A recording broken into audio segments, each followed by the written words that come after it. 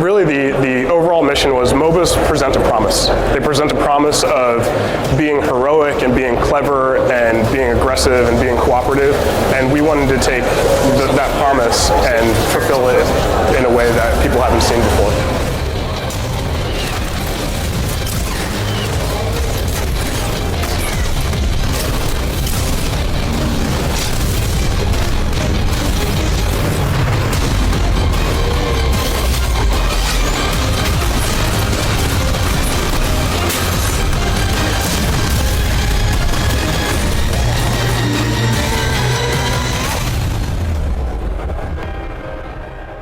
Steve Superville, you fulfilled that promise and gave many of us a MOBA experience we would never forget. Once you departed from Paragon, it was never the same. I always believed that if you were given enough time, you would have fixed the issues that Paragon faced. Unfortunately, that was not meant to be.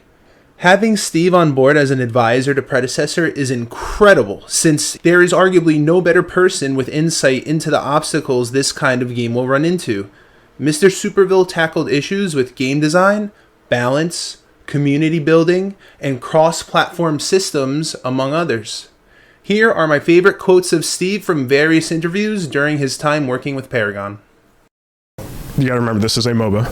It is not a hero-based shooter. And so MOBAs are built on the foundation of combat that is a collection of players making decisions. And the faster things happen, the less time players have to recognize what's happening and make decisions. So we've actually tried internally having the speed be much higher, and it turns into the inability to actually make plays. So skill shots miss all the time. When I don't get a chance to recognize, we've also increased lethality to experiment. I don't get a chance to recognize when somebody gets stunned and then follow up with my own ability, my own ultimate, something like that. So the stories that come out of combat, which are really the things, if you remember, we were just talking about how we decided to make a MOBA. Yeah. We came back to the office talking about these stories. Right. And those stories get blown up if things happen too quickly. You get much more into the range of a traditional shooter where I just run around the corner and I shoot the thing that moves, and then I run around the next corner and get shot, and then I spawn back here and I start all over again. And while you and I might be in the same space, we aren't making decisions off each other. We're just doing our own thing, and sometimes it's against the same person. Steve on balance. Are supposed to be. My question for you is, what does balance in Paragon mean to you, and how do you know you have a balanced or at least a fair game? Right. So I feel like Paragon will be balanced when a hero has a well-defined or well-understood role and then a well-understood weakness. So every hero should be overpowered, right, in a particular situation, not just across the board. So that's what makes team comps interesting. You get the sense of, hey, we need a tank, we need a support, we need a lane clearer, we need a nuker, we need an assassin, we need somebody to control the jungle. Like, what combination of heroes can we get to start fulfilling all of these roles? That will define your strengths and capabilities within a particular match. And the other team's job is to make sure they pull you out of your area of strength and into their area of strength. And that kind of contest of wills is what makes it so interesting. So it's really not just like stat balance and everybody just kind of being meh across the board, because that's not interesting. Yeah. So Steve on community and balancing. And then we wanted to do a game that required us to work with the community, and MOBAs can't be made and balanced without heavy engagement from our players. All right. And then really comes down to feedback from the community. We have banned the phrase, we are making a game we want to play, from the office. We are making a game that the community wants to play. And so taking feedback from the community is of the most importance. The infamous death ball. Yep. It's been something that's been talked about a lot on subreddits, forums. People are using the tactic. Some people know how to counter it, some people don't. Yeah. And some people even get to the point where they're like, fix it. Is this is going to come up often over the life of a MOBA. Something's going to happen and something's going to be imbalanced. Your general response to this, I think what we've seen so far is we'll just let them figure it out. Is that sort of a guiding principle that when something like this happens, let's let them figure it out and see how it happens? Well, it's the first thing is to not be too reactionary, right? We were in online tests from December through March, and it basically took that entire time for the community to figure out the death ball, right? They're 1-3-1 or some variation of it. And it's only been a month since launch. So it took them 2 months to figure it out, and we want to give them time to figure out how to counter it. We're watching, though, right? What we don't want it to have happen is it be the golden path. And there's a lot of confounding factors. It's the, hey, when you see this and you get beat by it, were you playing an evenly matched game? Were you playing against a team of 5 who were really well coordinated? In which case, they could probably, if you're playing a pickup game, probably could have played any strategy and done better just because they have coordination and they're on TeamSpeak or something together.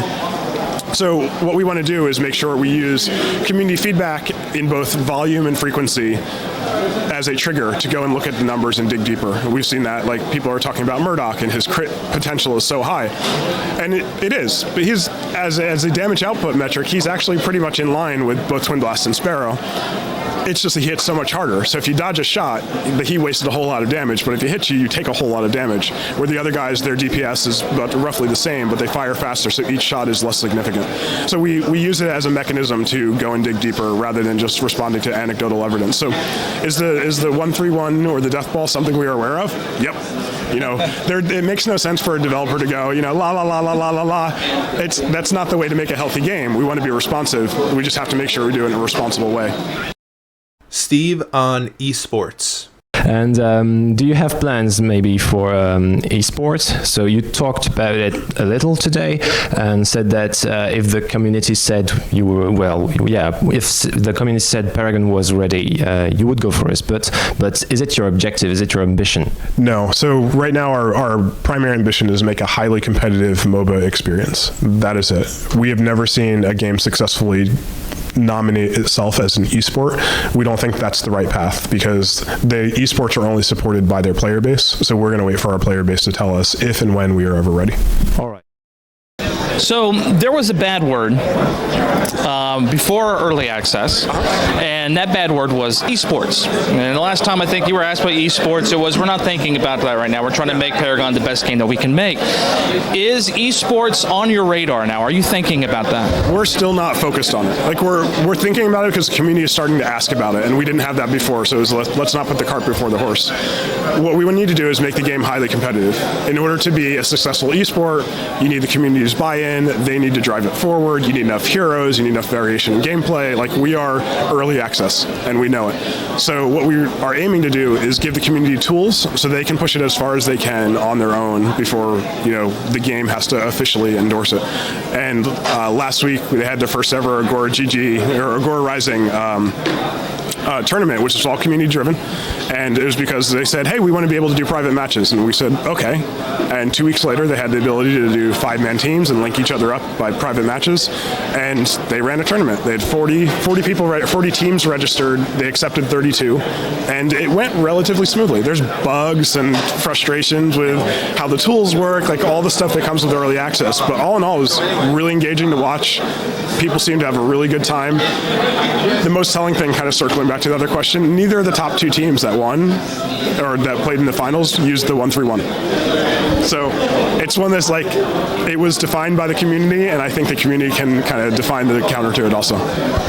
Steve on lore. Yes. So one of the things we knew we had to do up front is get gameplay to be fun, because players won't care about lore until the game is fun. Then what we want to do is try to deliver a story in a way that fits the actual game. So historically, we've done games like Gears of War, where the story is you start at point A and you move to destination B, and everybody has a character arc because you're moving through the space one time and only one time. The MOBAs are a repetitive game where you play in the same space, often with a different team or different composition. And so what we're looking to do is find ways to deliver story in a way that players find engaging and fit the genre. So as an example, it's much more like Lost, the TV series, than it is like a Gears of War, where as time goes on, we give small hints about who characters are and where they come from, and most importantly, how they relate to each other. And then the community has a chance to speculate and discuss with each other, what could it mean? Like, where is this going? And for people who care about lore, that's really fun. It's a bit more of a mystery take. So as an example, a couple weeks ago, we had a Twitch stream where I said one of our characters, Gadget, another character, Twin Blast, used to be boyfriend and girlfriend. And immediately the Twitch chat blew up with, why'd they break up? How long were they together? Where did they meet? And that's really fun as a developer to see people so engaged with with playing your characters that they can actually care about who your characters are as people. Yeah. I know I'm not alone when I say it feels only right to have Steve along for the ride. Now, I know we have all been eager to play Predecessor after waiting for so long.